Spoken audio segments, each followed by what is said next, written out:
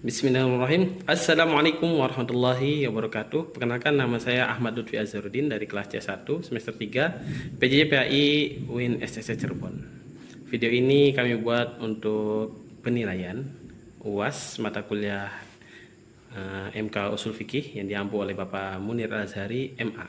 Mari kita simak video pembelajaran tentang istinbat hukum dalam usul fikih. Ya. Istinbat hukum dalam usul fikih. Pengertian istinbat hukum menurut Arisalah. Dalam kitab Arisalah, Imam Syafi'i tidak mendefinisikan istilah istinbat secara eksplisit dalam bentuk definisi terminologis seperti ulama belakangan. Namun konsep istinbat hukum sangat jelas melalui pembahasan metode penetapan hukum syariat. Makna istinbat menurut Imam Syafi'i secara konseptual, istinbat hukum menurut Imam Syafi'i adalah upaya ilmiah seorang mujtahid dalam menggali dan menetapkan hukum syariat dari dalil-dalil yang sahih, terutama Al-Quran dan As-Sunnah atau hadis, dengan metode yang sangat dapat dipertanggungjawabkan secara ilmiah. Istinbat dalam usul fikih Syafi'i, dari pemikiran Imam Syafi'i dapat disimpulkan bahwa istinbat hukum memiliki ciri-ciri berikut. Yang pertama, bersifat metodologis, bukan spekulatif. Yang kedua, ada berpijak pada nas syar'inya ada, kemudian menggunakan kaidah bahasa Arab atau konteks dan maqasid syariah. Kemudian keempat, dilakukan oleh orang yang memiliki kapasitas keilmuan atau yang mujtahid.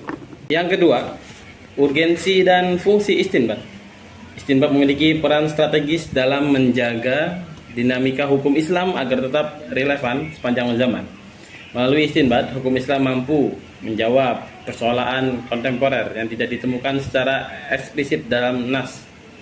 Kemudian juga menjaga berkesinambungan syariat dengan realitas sosial. Kemudian yang ketiga, menghindari sikap jumud atau kaku dalam memahami hukum. Kemudian yang keempat, memastikan bahwa penetapan hukum tetap berada dalam koridor dalil dan tujuan syariat. Ketiga, metode istinbat hukum menurut kitab Arisalah. Kitab Arisalah merupakan fondasi awal ilmu usul fikih. Dalam kitab ini, Imam Syafi'i meletakkan metodologi baku dalam menggali hukum syariat dengan menegaskan bahwa hukum Islam harus bersumber dari dalil yang sahih dan berurutan. Yang pertama ada Al-Quran. Al-Quran adalah sumber hukum pertama dan utama. Tetapi dalam metode istinbat dari Al-Quran menurut Imam Syafi'i meliputi, yang pertama adalah pemahaman lafaz mutlak muqayyad, kemudian ada kajian amar dan nahi, kemudian ada pemahaman zahir dan mafhum, kemudian memperhatikan konteks bahasa Arab dan sebabnya nuzul. Prinsip penting, tidak boleh menetapkan hukum yang bertentangan dengan nas Al-Quran. Kemudian yang kedua ada As-Sunnah. Menurut Imam Syafi'i, As-Sunnah berfungsi sebagai penjelas, perinci dan penguat Al-Quran. Bentuk peran sunnah dalam istinbat, menjelaskan ayat yang mujmal. Kemudian ada mengkhususkan ayat yang umum, membatasi ayat yang mutlak.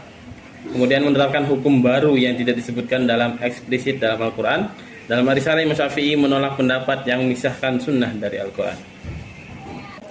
Ya. Yang ketiga ada ijma. Ijma adalah kesepakatan para ulama mujtahid kaum muslimin pada suatu masa.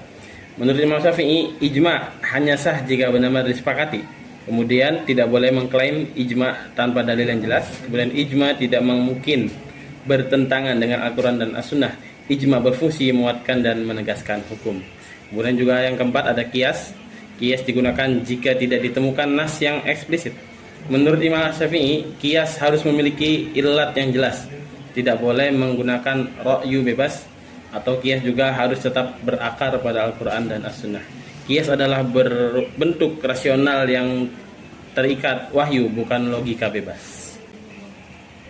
Kemudian yang kelima ada istidlal bahasa Arab. Imam Syafi'i memberikan perhatian besar pada nahwu dan sorof, gaya bahasa Arab, kemudian penggunaan lafaz dalam tradisi Arab. Kesalahan memahami bahasa sama dengan kesalahan istinbat hukum. Kemudian yang keenam adalah penolakan metode yang tidak berdalil.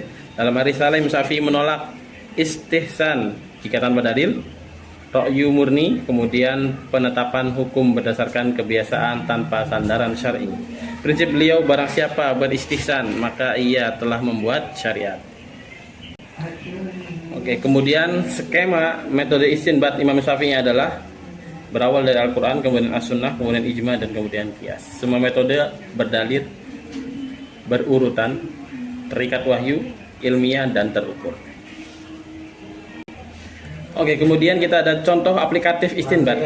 Larangan mengkonsumsi khamar yang disebutkan secara eksplisit dalam Al-Quran diperluas penerapannya terhadap narkotika modern melalui metode ta'lili atau qiyas. Ulama menetapkan bahwa narkotika memiliki hukum yang sama dengan khamar karena memiliki ilat yang identik, yaitu menghilangkan akal dan merusak jiwa. Kemudian penutup, istinbat hukum merupakan jantung dari disiplin ushul fikih.